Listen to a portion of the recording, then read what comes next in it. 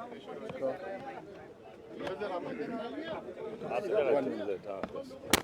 you come in the front here. Sanjay भाई, हाँ मैं हूँ. अरे संजय राउत जी कहाँ हो? Where is Sanjay Singh? Where is Sanjay Singh? You come this side. There is there. You come this side. This side visible. A little please. उनके बाजू में ठहरो.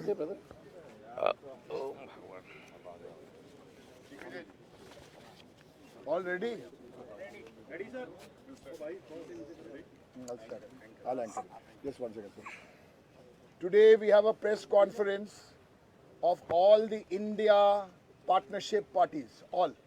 Our leader of the opposition from Rajya Sabha is here. PRS also. Yes, one. We have India Bloc.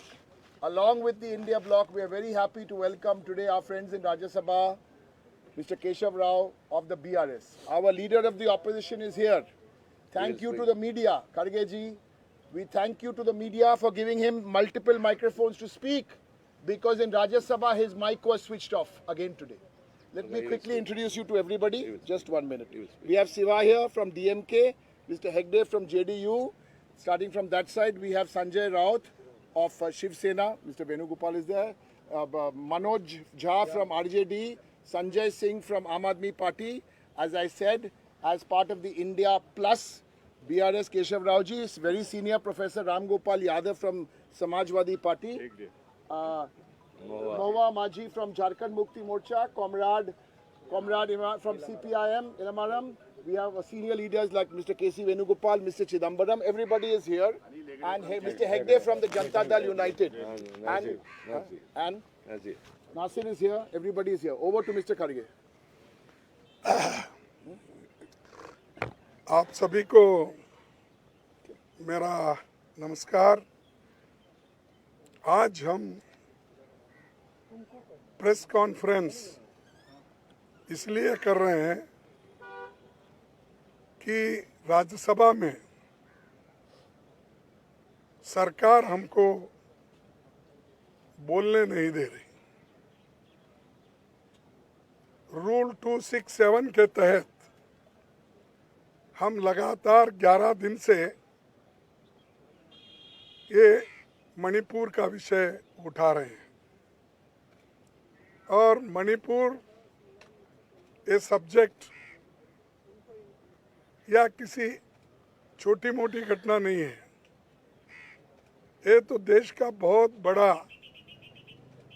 एक घटना है. और खास करके हम ये चाहते थे कि प्रधानमंत्री जी सदन में आए, अपने विचार रखे, क्योंकि सिर्फ होम मिनिस्टर का सवाल नहीं है.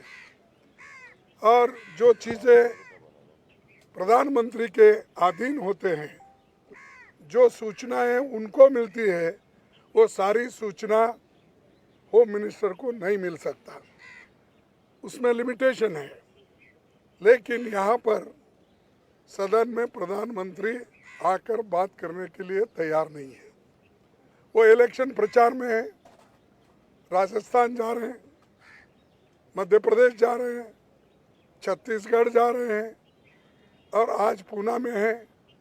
और ऐसी कौन सी बड़ी वहाँ पर इवेंट है कि पार्लियामेंट छोड़कर वहाँ पर जाते हैं और अपोजिशन पार्टी के खिलाफ भी बात करते हैं. कहीं भी जाने दो, अपोजिशन पार्टी को टोकते हैं. और जो व्यक्ति, जो प्रधानमंत्री सदन में रहकर जवाब देने के बजाय ये बाहर जवाब देते हैं, बाहर हमको टीका टिप्पणी करते हैं. अरे भाई, आप सदन में आओ, अपनी बात रखो, हम भी उसको उत्तर देंगे, हम जवाब देंगे. We'll answer to all your questions. But he is going outside and telling. Just he is taking advantage all these things to make election propaganda. Election speeches he is making, he is doing, but he is not ready to do one small statement in the House on Manipur issue, where more than 200 people have died, 5,000 people are injured, nearly 60,000 people are vacated their houses, more than many houses destroyed, सब कुछ वहाँ पर हुआ है। ये होते हुए भी वहाँ पर ये मोदी जी आकर बात करना नहीं चाहते और हमको बार बार ये कहते हैं, सरकार के ओर से भी शायद मैं आज चेयरमैन साहब से हम विनती किए, भाई 267 और 176 में बहुत फर्क है, अंतर है।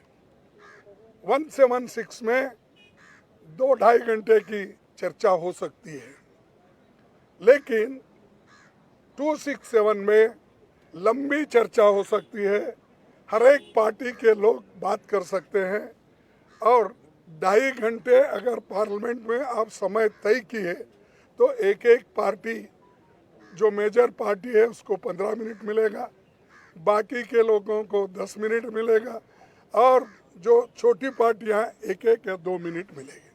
आप बताइए, इतनी बड़ी घटना, इतने लोग, एक तरफ स्त्रियों का नंगा परेड हो रहा है, मार रहे हैं, दुकान जल रहे हैं, मोटर कार घर जल रहे हैं, ये सब कौन करा रहा है?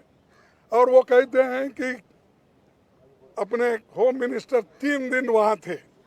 अरे भाई 3 दिन वहाँ अगर थे मणिपुर में, फिर ये समस्या को सुलझाया क्यों नहीं?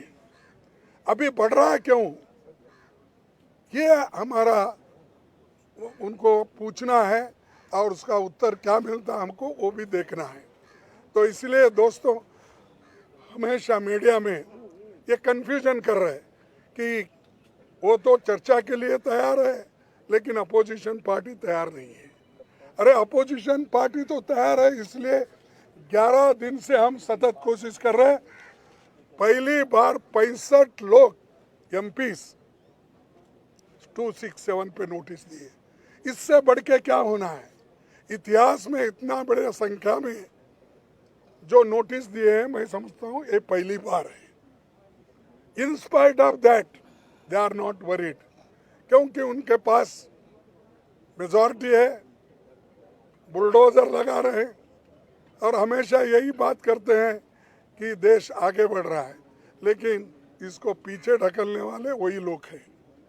तो इसीलिए आज हम जो चीज़ें वहाँ पर रखना चाहते थे तो चंद चीज़ें रख नहीं पाए और वो हमेशा ये कहते 267 कभी भी चर्चा में नहीं आया।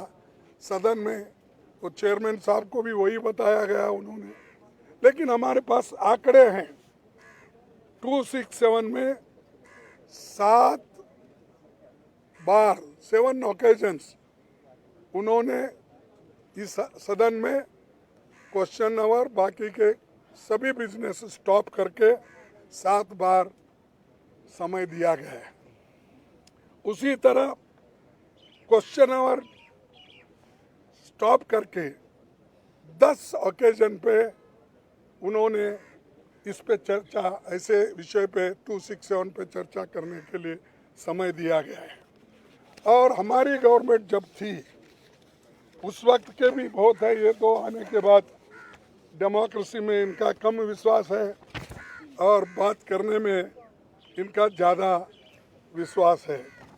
देखिए, मनमोहन सिंह जी जब थे तब इन लोगों ने एक, यही शायद नॉर्थ ईस्ट रीजन का एक समय आया था, उसमें उन्होंने खासकर वेंकैया नायडू ने एक क्वेश्चन पूछा था उस वक्त अगस्त 17, 2012 को क्या है क्वेश्चन आवर?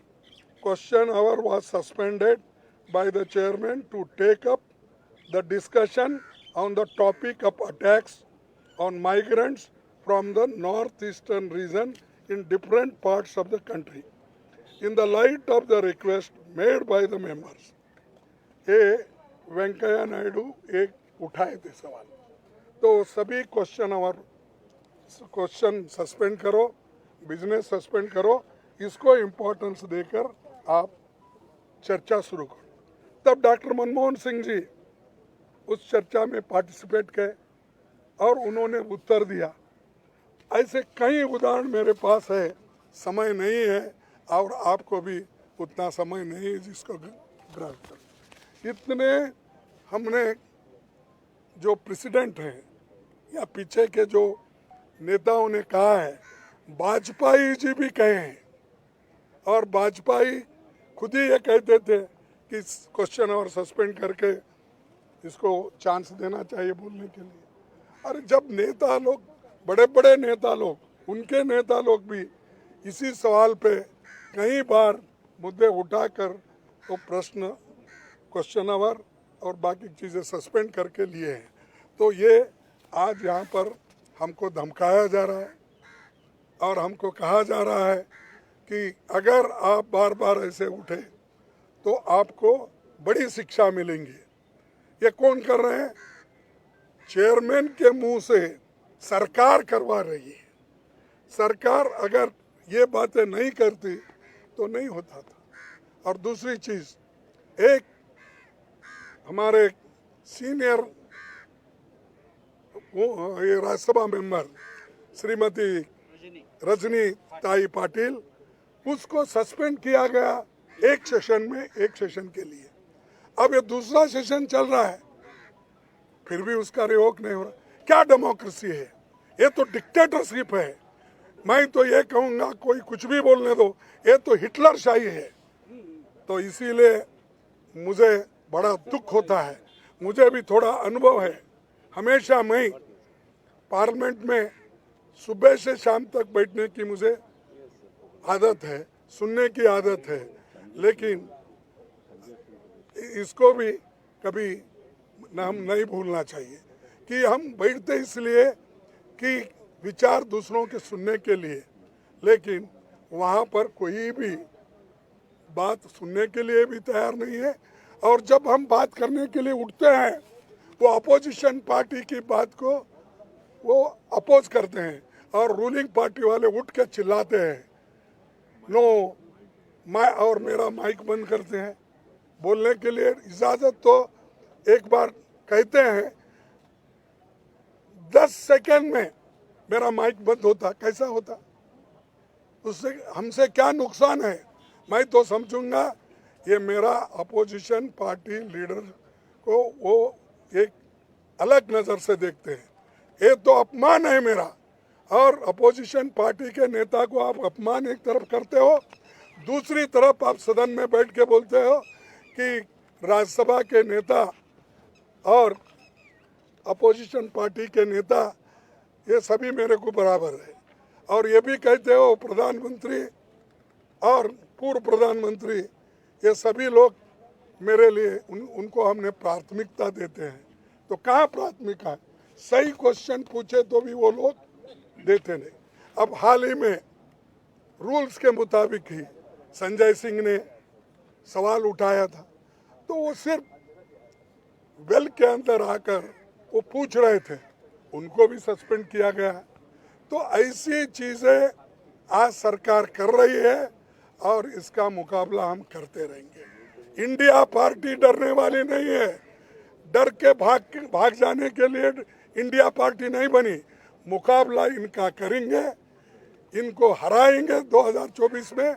और जो कुछ भी हमारे ऊपर वो अन्याय कर रहे हैं, करने दो। हम तो लोक हित में काम करने वाले लोग हैं। लोकतंत्र के लिए और संविधान के बचाव के लिए जो कुछ भी हमको कुर्बानी देना पड़ेगा हम देंगे। नमस्कार। Thank you. और कोई बोलेंगे बोले Manoj Sanjay One moment. Done sir एक सवाल ये है कि सदन में आप लोग की सुनी नहीं जा रही है, आपको बोलने नहीं दिया जा रहा है। आपकी एक टीम, इंडिया की एक टीम मणिपुर का दौरा करके लौट चुकी है, तो राष्ट्रपति से समय मांगा, कुछ अभी तक मिला है वहाँ से? अभी वहाँ नहीं आया, जब समय मिलेगा उसी उद्देश्य से पूछे, क्योंकि 21 लोग डेलीगेशन के रूप में वहाँ गए हैं, हमारे हर पार्टी के नेता, हमारे इंडिया पार्टी के नेता, तो वो हम जाके उनको अवगत कराएंगे, सारी चीज़ें बताएंगे, लेकिन समय मिलने के बाद ही वो हो सकता है। Thank you so much thank you Supreme Court today on Manipur issue So let's go on, sir. has summoned the DGP to present in the Supreme Court on May 4 or August 11 और ये भी कहा है कि कई सारे जो leaders जो वहाँ पर इतने दिन तो FIR नहीं दर्ज कर पाई बाकी लोकल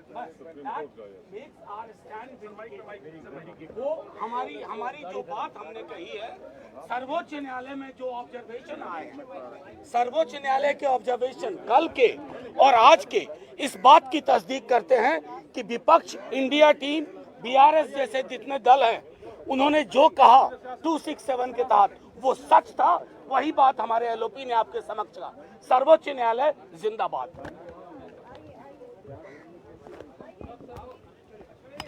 Malayalam channels